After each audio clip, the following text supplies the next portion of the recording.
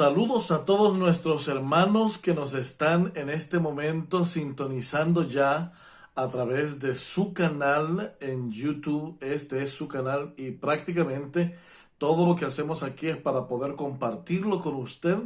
Así que por favor compártalo con otras personas para que nuestro canal pueda ir creciendo y cada vez más vamos creciendo poco a poco, pero ahí vamos constantemente creciendo. Agradecemos a Dios por este hermoso privilegio que nos da de poder iniciar el tema número 12 con cada uno de ustedes en esta serie de estudios que estamos teniendo sobre el libro de Hechos de los Apóstoles y las epístolas paulinas. Así que estamos agradecidos con Dios por este hermoso privilegio. En el estudio anterior, déjenme recordarles que estábamos hablando acerca de cómo Pablo llegó hasta Tesalónica y después a Atenas. Así que entonces ahora vamos a retomar ese viaje segundo de Pablo. Esta es su tercera parte del segundo viaje de Pablo que lo lleva finalmente hasta Corinto en ese segundo viaje misionero. Y en cada una de las ciudades, si ustedes recuerdan al principio, cuando pasó por Iconio, por Listra, iba confirmando a los hermanos, pero cuando entró en territorio macedonio, comenzó a ir fundando iglesias de nuevo, porque este segundo viaje se prolongó más y era más largo. Este viaje se realiza, y dicho sea de paso, se realiza más o menos entre el año 49, probablemente la segunda mitad del año 49, hasta el año 52, probablemente a principios o a mediados del año 52 después de Cristo. Y en este segundo viaje es cuando Pablo comienza a escribir algunas de sus epístolas que vamos a ver ya a partir del siguiente estudio de nuestra siguiente emisión para cada uno de ustedes. Vamos a iniciar entonces este tema con una oración. Nuestro bondadoso Padre eterno, te agradecemos, Señor, porque tú eres un Dios maravilloso que nos da oportunidades, que nos llena de bendiciones cada mañana, Señor. Gracias porque permites que el sol salga para todos y permites que tengamos salud y nos das la oportunidad cada día de acercarnos a ti, Señor. Te pedimos en este momento que puedas bendecir a cada familia en todo el mundo. Estamos pasando momentos muy difíciles, Señor, por la pandemia, pero rogamos que tú puedas ser con cada familia que nos está escuchando en este momento, con cada hermano que está escuchando y viendo este video, Señor. Te pedimos que tú puedas ser con ellos y que en todo momento tu bendición y tu presencia pueda ser con cada uno de nosotros. Te pedimos, Señor, que en esta hora, al estudiar tu palabra, podamos encontrar en ella un mensaje rico, un mensaje lleno de amor y de esperanza para tus hijos. Perdona nuestros pecados, Padre querido, te lo pedimos y lo agradecemos en el bendito nombre de Cristo Jesús. Amén y amén. Nuestra lectura la encontramos precisamente en Hechos, capítulo número 17 y el versículo número 34, que nos dice: mas algunos creyeron y juntándose con él, entre los cuales estaba Dionisio, el juez del Areópago, una mujer llamada Dámaris y otros con ellos. Prácticamente esto es lo que nos dice Hechos 17, 34. Una de las cosas impresionantes que tenemos acá es que el apóstol Pablo es aquí en Atenas, que comienza el apóstol Pablo a predicar de algo que la gente conocía. Voy a quitar el cuadro porque quiero que ustedes vean. Esto es lo que queda del Areópago. Prácticamente era un lugar donde estaban los jueces. El Areópago era un tribunal y que luego vamos a hablar de ello. Y allí donde están estos turistas que ustedes ven, allí queda solamente eso ya de ese enorme edificio que acogía a una gran cantidad de jueces que deliberaban y tomaban decisiones sobre otras personas.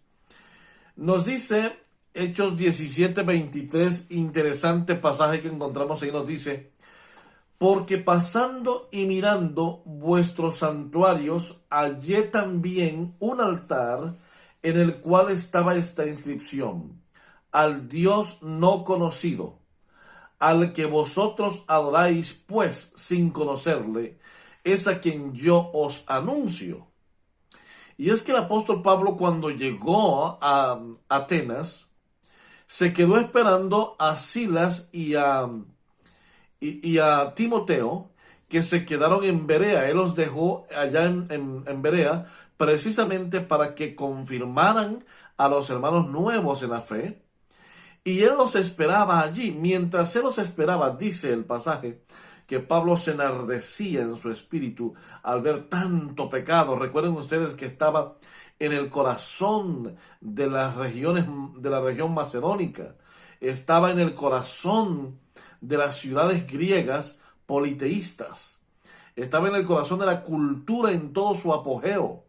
Por lo tanto, había mucho avance cultural, pero también había mucho pecado, exactamente lo que sucede ahora. El mundo está avanzado en conocimiento y en cultura, pero la degradación social, la depravación social es grande también. Um, Así que entonces, cuando el apóstol Pablo comienza a filosofar con algunos en los mercados, en las plazas, algunos comenzaron a decir: bueno, ¿y este qué es lo que trae? Parece que trae doctrinas de dioses extraños. Y esto no debería ser tan problemático para la gente de Atenas, puesto que Atenas era un sitio donde había cantidad de dioses, porque era uno de los centros politeístas más grandes de los griegos. Sin embargo, para ellos, los muchos dioses griegos no quería decir que fuera un politeísmo. Para ellos, politeísmo sería el que vinieran otros dioses de los que ya conocían. Eso ya sería una especie de politeísmo para los griegos. De manera que el apóstol Pablo, después de haber predicado en la sinagoga y no tener mucha aceptación, los pocos que creyeron en él se fueron con él y comenzó él a seguir predicando el evangelio en Atenas. Recuerden que Atenas desde la antigüedad era una ciudad muy grande y muy importante. Y comienza entonces y lo llevan al Areópago. El Areópago prácticamente era un tribunal. Un tribunal eh, un tribunal que alegaba cosas o que tomaba decisiones específicamente sobre asuntos de religión. Y ese tribunal había estado desde unos 480 años antes de Cristo. Y aunque había perdido poder, había una cantidad grande de jueces que constituían el Areópago en el tiempo de Pablo. Y entonces, miren que el apóstol Pablo era muy observador. Él miraba un montón de dioses. Aquí se adora a la diosa fulana, aquí se adora a la diosa otra, y aquí se adora, y así. Y Pablo comenzaba a observar. Y cuando lo llevan, él su defensa la basa en una inscripción que le había encontrado: al Dios no conocido. Él toma ese argumento para su defensa. Y aunque no tuvo que defenderse mucho, el apóstol Pablo su argumento lo basa en un Dios no conocido. Fíjense: porque pasando y mirando vuestros santuarios, hallé también un altar en el cual estaba esta inscripción: al Dios no conocido, al que vosotros adoráis, pues sin conocerle, es a quien yo os anuncio. En otras palabras, el apóstol Pablo les está diciendo: miren, ustedes los griegos que dicen que todas las cosas deben ser probadas y observadas, me he dado cuenta que hay un Dios aquí a quien adoran ustedes sin conocerlo, sin probarlo, sin demostrarlo. Pues así como ustedes adoran a un Dios sin conocerle, es a ese que ustedes no conocen, que yo sí conozco, a ese es que yo les vengo a anunciar. Su argumento, además de ser una defensa para él como persona, fue en realidad un acto de predicación. Porque la gente que lo estaba escuchando en ese momento, ¿cómo?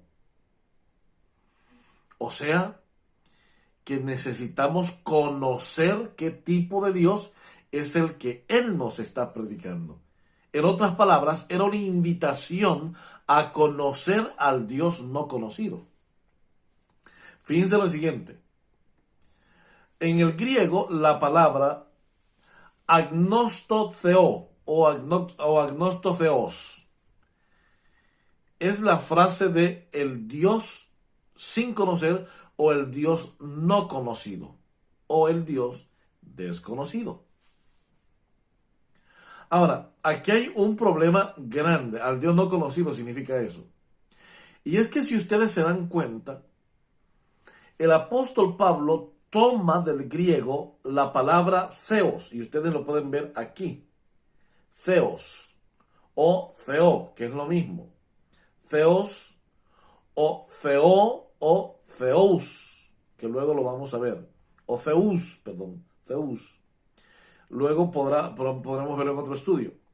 Lo interesante es que Pablo toma este nombre y les dice, a este Dios ustedes no lo conocen de verdad.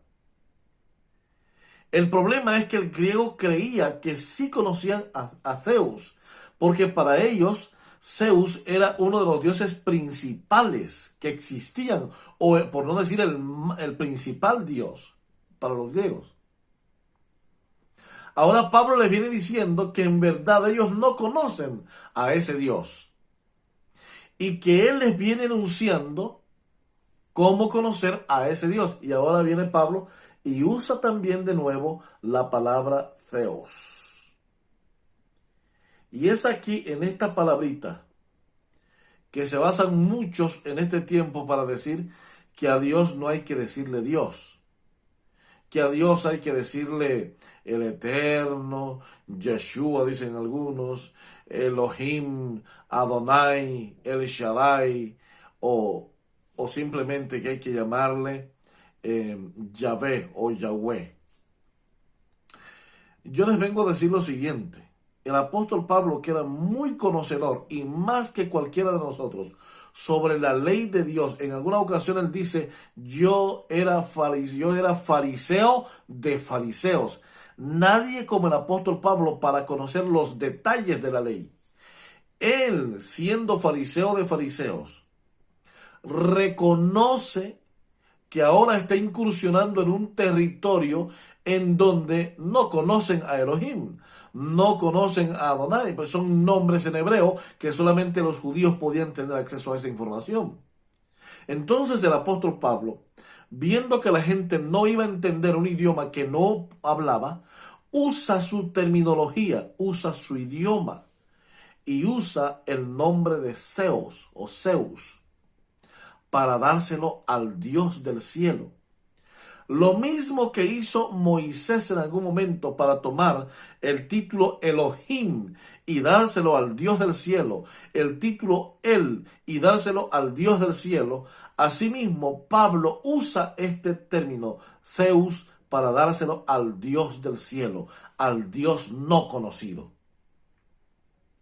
Y cuando el apóstol Pablo comienza a predicarles de que ese Dios no conocido envió a su Hijo para que muriera por nosotros y que ese Hijo vino a revelar quién era ese Padre, entonces ese Hijo viene a morir por la humanidad, resucita y es la esperanza de vida eterna que tenemos. Y Pablo es el centro de la predicación de Pablo a donde fuera que él llegara. Es impresionante cómo es el apóstol Pablo, ninguna otra figura en el Nuevo Testamento, sino Pablo usa diría yo, este nombre, Zeus, y se lo coloca a Dios en principio. Por eso cuando yo escucho que alguien dice, no hay que decir Dios, yo diría, pues con mayor razón hay que hablar de Él como Dios, porque todos los demás dioses son falsos, no tienen poder y no tienen vida. El único Dios verdadero es el que está en el cielo y que muy pronto va a venir a la tierra a llevar a sus hijos. Y solamente Él puede ser digno de llevar el nombre Zeus, Elohim, El Shaddai, Adonai, El Elyon, Yahweh, y etcétera. Un largo etcétera de 72 nombres en el Antiguo Testamento. Así que entonces, al Dios no conocido es a quien Pablo estaba predicando y les está invitando para que puedan conocerlo junto a él. Esto sucede, y recuerden ustedes que Filipos fue donde los encarcelaron, después pasó a Anfípolis, y luego llegan a Tesalónica. En Tesalónica se van para Berea y de Berea él llega a Atenas y aquí él espera en Atenas. Él espera a los dos acompañantes, quienes eran Silas y Timoteo. Y de Atenas, según nos dice el pasaje del capítulo 18, Pablo se va a Corinto. Y Corinto es la última ciudad hacia el occidente que el apóstol Pablo visita. De Corinto, allí se está un largo tiempo, según lo que nos dice el capítulo 18, nos dice que Pablo se quedó un buen tiempo allí en Corinto. Probablemente un año más o menos se quedó allí y es donde él aprovecha para escribir cartas que después envía con Timoteo a la iglesia de Tesalónica. Es decir, que probablemente Pablo llega aquí a Corinto a finales o a principios del año 51 y Pablo va a escribir y comienza a escribir allí porque se queda trabajando haciendo carpas. Y es posible que a principios del año 51 Pablo escriba la primera epístola a los tesalonicenses. Recuerdan que en Tesalónica Pablo no pudo quedar mucho tiempo, no tuvo tiempo de confirmar a los hermanos. Y seguidamente, después de la primera carta, muy pronto, en menos de un año, estaba escribiendo una segunda epístola a los tesalonicenses. Aunque sabemos muy bien que muy probablemente Pablo había escrito ya algunas epístolas anteriores. Muy probablemente muchas de las epístolas que Pablo escribió se perdieron, pero quedaron las que Dios en su misericordia para nosotros ha permitido que tengamos. Y de todas las que se quedaron, las primeras en ser escritas fueron las dos epístolas a los tesalonicenses, cuando el apóstol Pablo estaba aquí en Corinto.